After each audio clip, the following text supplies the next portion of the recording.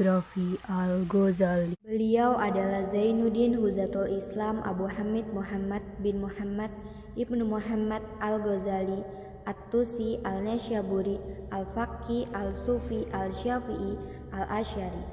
Beliau lahir di kota Tus yang merupakan kota kedua di Khurasan setelah Nasyabur pada tahun 450 Hijriah. Beliau mempunyai saudara laki-laki yang bernama Ahmad. Ayahnya adalah seorang perajin kain suf atau kain yang terbuat dari bulu domba dan menjualnya di kota Tus. Menjelang wafat, dia mewasiatkan pemeliharaan kedua anaknya kepada temannya untuk dididik. Dia berpesan, "Sungguh, saya menyesal tidak belajar khat tulis-menulis Arab, dan saya ingin memperbaiki apa yang telah saya alami pada kedua anak saya ini. Maka, saya mohon engkau mengajarinya, dan harta yang saya tinggalkan boleh dihabiskan oleh keduanya." Setelah ayahnya meninggal, maka Al-Ghazali dan Ahmad dirawat dan dididik oleh teman ayahnya, seorang sufi yang diberi wasiat oleh ayahnya tersebut. Beliau berdua belajar dengan tekun hingga sampai suatu saat harta peninggalan orang tuanya sudah habis. Ketika harta peninggalan ayahnya habis, sang sufi itu menganjurkan keduanya untuk belajar di sebuah madrasah di Tus yang menyediakan biaya hidup bagi para santrinya. Nasihat sufi tersebut mereka turuti. Di sini Al-Ghazali mulai mempelajari fikih dari Syekh Ahmad bin Muhammad Ar-Razaqni tentang fikih Syafi'i, kalam Asy'ari, sejarah para wali, dan syair-syair. Ketika berusia 20 tahun, berangkatlah ia ke Jurjan untuk belajar kepada Imam Abu Nasr Al-Ismaili dan menulis buku Takhliqah. Setelah itu, ia kembali lagi ke Tus. Dalam perjalanannya, dia dihadang oleh perampok yang menyita buku catatannya. Namun akhirnya catatan itu dikembalikannya. Pengalaman dirampok tersebut sangat membekas dalam benak Al-Ghazali. Sesampainya di Tus, beliau khawatir ilmunya akan hilang. Untuk itu, selama 3 tahun Al-Ghazali merenung berpikir dan menghafal seluruh pelajaran yang diterima dari gurunya. Setelah itu, Al-Ghazali melanjutkan pengembaraan studinya ke kota Nisabur. Di sini, ia berguru kepada Imam Haramain Al-Juwaini, seorang ulama besar aliran Asy'ariyah, hingga berhasil menguasai berbagai disiplin ilmu dengan sangat baik. Di antaranya fikih mazhab Syafi'i, ilmu perdebatan usul, mantiq, hikmah, dan filsafat. Di kota Nisabur ini, Al-Ghazali juga memulai mengembangkan bakat menulisnya sehingga membuat kagum gurunya, sehingga diberi gelar Bahar Al-Mukhrit atau laut yang dalam dan menenggelamkan. Setelah Imam Haramain meninggal, berangkatlah Imam Al-Ghazali pergi ke Mu'askar untuk bergabung dengan majelis seminar yang digelar oleh Wazir Nizam Al-Muluk. Kemudian Nizam Al-Muluk mengangkatnya menjadi pengajar di madrasahnya dan memerintahkannya untuk pindah ke sana. Pada tahun 484 Hijriah, pada usia 30 tahun, Al-Ghazali diangkat sebagai guru besar dan rektor Universitas Nizamiyah Al-Baghdad. Di universitas ini, Al-Ghazali mempunyai kesempatan yang luas untuk mengembangkan pemikiran pada bidang fikih, ilmu kalam, maupun filsafat.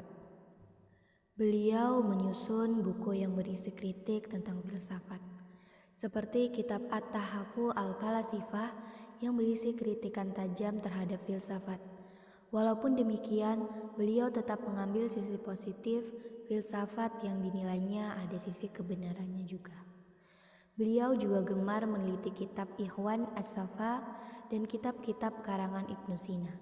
Dengan kejeniusan dan kepakarannya dalam fikih, tasawuf, dan usul, maka beliau menyelami semua bidang keilmuan tersebut dengan mendalam. Imam Al-Ghazali adalah penulis yang sangat produktif. Tidak kurang dari 457 kitab telah ditulisnya. Di antaranya, karya Imam Al-Ghazali yang monumental adalah Kitab Ihya Ulumuddin, yang artinya menghidupkan kembali ilmu-ilmu agama. Kedudukan dan ketinggian jabatannya tidak membuat congkak dan cinta dunia. Dalam jiwanya bergejolak yang membuatnya senang menekuni ilmu kezuhudan. Bahkan dalam proses kehidupannya di kemudian hari, Al-Ghazali meninggalkan Baghdad dan kembali ke Tus untuk mendirikan Zawiyah Sufiyah. Di tempat ini, Al-Ghazali membimbing para salik untuk belajar memahami dan mengamalkan tasawuf. Pada bulan Zulqaidah tahun 480 Hijriah, beliau berhaji dan mengangkat saudaranya yang bernama Ahmad sebagai penggantinya. Pada tahun 489 Hijriah, beliau masuk ke kota Damaskus dan tinggal beberapa hari di sana. Kemudian juga ia menziarahi Bait al-Maqdis beberapa hari. Setelah itu, ia kembali lagi ke Damaskus untuk beriktikaf di menara barat Masjid Jami Damaskus selama 10 tahun. Beliau banyak duduk di pojok tempat Syekh Nasir bin Ibrahim al-Maqdisi di Masjid Jami Umawi yang sekarang bernama Al-Ghazaliyah. Di sini juga beliau menulis kitab Ihya Ulumuddin sambil melatih jiwa. Akhir kehidupannya dihabiskan untuk mempelajari hadis dan berkumpul dengan ahlinya. Abu Faraj Ibnu Jauzi menyampaikan kisah meninggalnya beliau dalam kitab As-Sabat Inda Al-Mamat. Menukil cerita Ahmad saudaranya, pada hari Senin saudaraku Abu Hamid berwudu dan sholatlah berkata, "Bawa kemari kain kafan saya."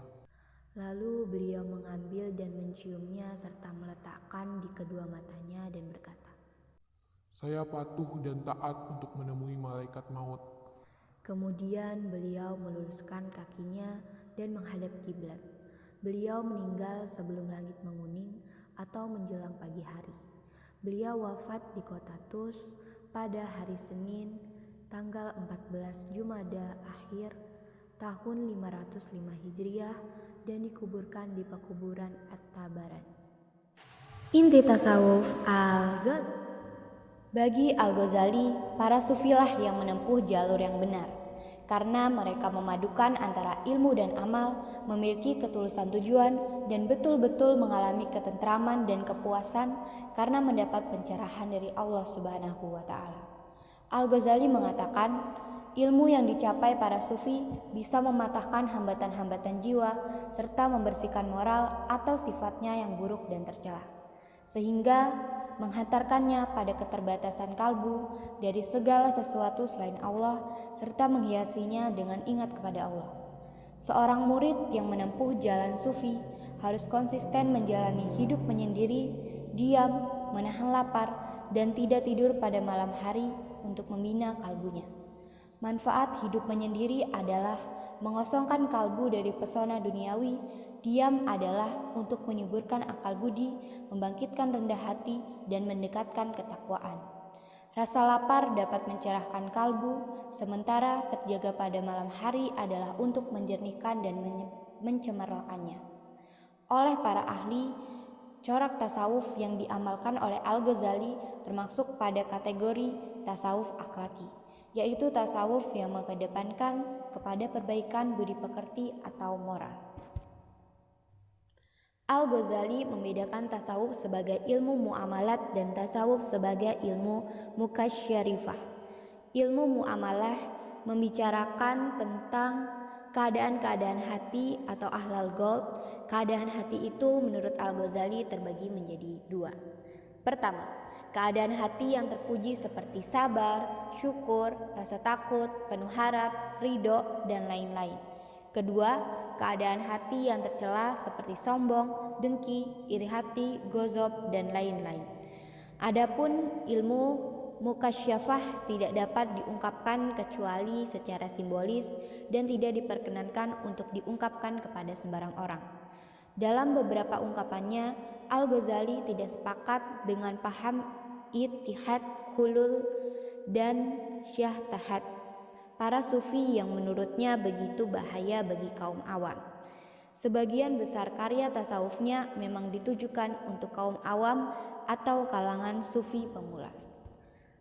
Puncak tujuan tasawuf bagi Al-Ghazali adalah al-qurb atau kedekatan dengan Allah, atau di bagian lain tulisannya al-fana bil al-kulliyat fi Allah, yang artinya fana secara total di hadapan Allah. Dalam hal ini, ia menjelaskan suatu tingkatan tauhid tertinggi bahwa dia tidak melihat dalam yang wujud kecuali yang esa, yaitu syuhud, kesaksian batin orang-orang sidik. Para sufi menamakannya dengan fana dalam tauhid karena dia tidak melihat kecuali yang esa. Dia juga tidak melihat dirinya.